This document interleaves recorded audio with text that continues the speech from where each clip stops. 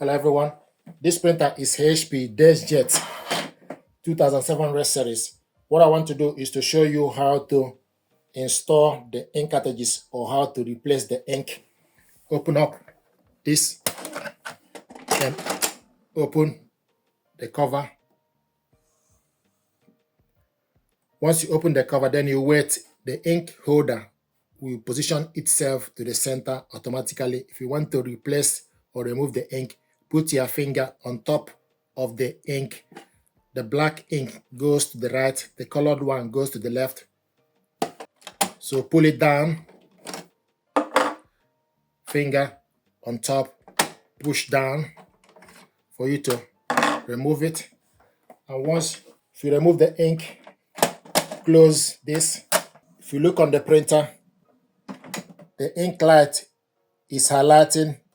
There are two gauges inside and both are empty, and this light is highlighting to show you that the ink is not installed.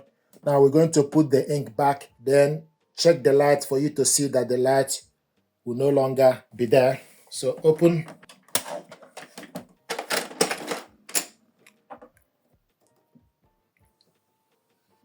So take the colored ink. This is 305. Go in, pull it upwards.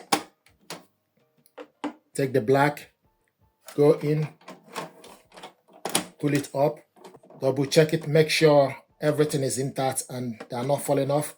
Then close the cover, then you wait. If we go to the printer screen, this light will soon disappear. Here we go. The light is gone off and the gauges inside it are now showing, highlighting. This is how to install or replace the ink cartridges 305 in the HP Deskjet printers. Thank you very much indeed.